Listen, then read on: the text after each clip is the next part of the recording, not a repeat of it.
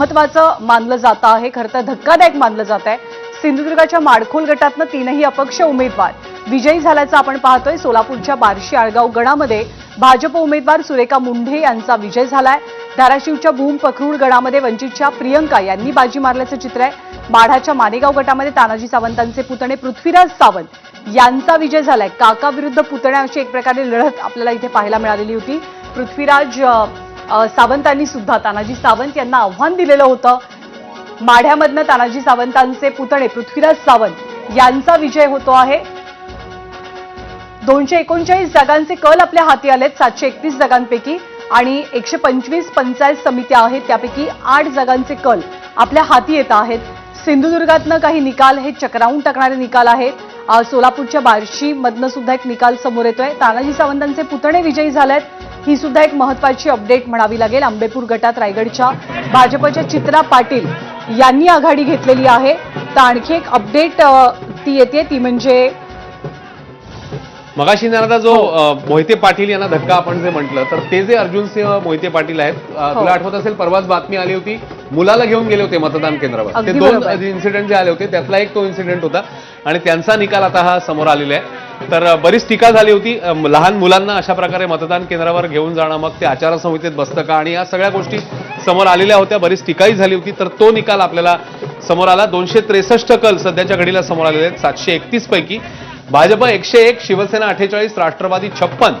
त्यामुळे राष्ट्रवादी आता 50 पार गेलेली, अर्धशतक राष्ट्रवादीचं। तर भाजपचं शतक कलांचा विचार केला तर फलकावर लागलाय। शिवसेना देखील अर्धशतकाच्या उंबरठ्यावर आहे। 49 जागी आघाडी, काँग्रेस 22, ठाकरे सेना 16, राष्ट्रवादी शरद पवार पक्ष 6, इतर 13।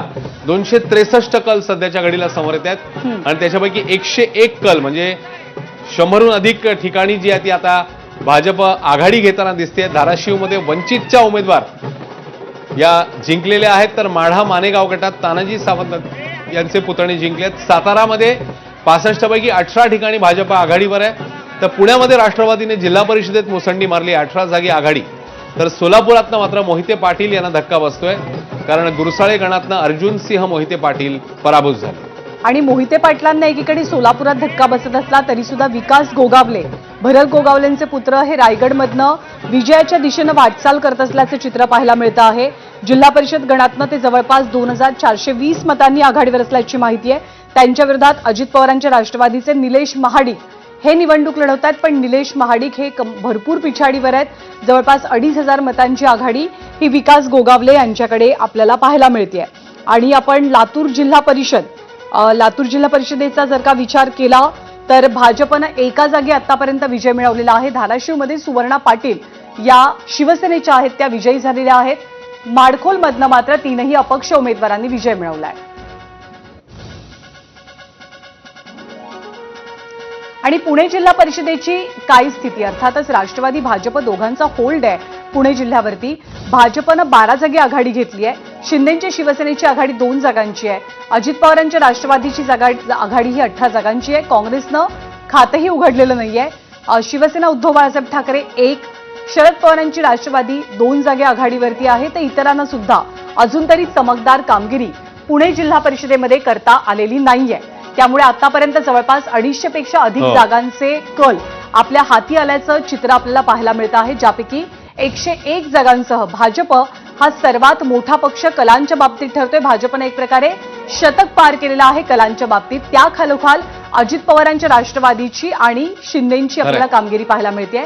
त्यामुळे अश्विनी म्हणावं लागेल की महायुती स्ट्रॉंग दिसते जिल्हा परिषद निकालांच्या बाबतीत किंवा कलांच्या बाबतीत। सध्या तरी पुण्यात खूप मोठा फरक आहे, आणि कारण 100 पार भाजप, त्यानंतर दोन्ही त्यांचे जे सत्तेतले म्हणजे राज्यातल्या सत्तेतले मित्रपक्ष आहेत ते जवळपास अर्धशतकाच्या दिशेने किंवा पुढे। त्यामुळे सध्याच्या घडीला महायुती पुढे जाताना दिसते। आणि काही ठिकाणी मात्र इंटरेस्टिंग गणित आहेत, जसं आपण म्हणतोय की खास करून कोकणातला जर विचार केला तर रायगडमध्ये थोडंसं वेगळं चित्र, भरत गोगावले त्यांचे पुत्र जे आहेत ते जिंकताना दिसत आहेत। तर तिकडे सिंधुदुर्गात आणखी वेगळं चित्र, जिकडे भाजप पुढे तिकडे 3 अपक्ष उमेदवार देखील जिंकले। त्यामुळे ही मग गणितं कशी आहेत। तिकडे रत्नागिरीत मगाशी आपण बघितलेलं होतं शिवसेना आघाडीवर होती 10 पैकी जवळपास 7-8 ठिकाणी।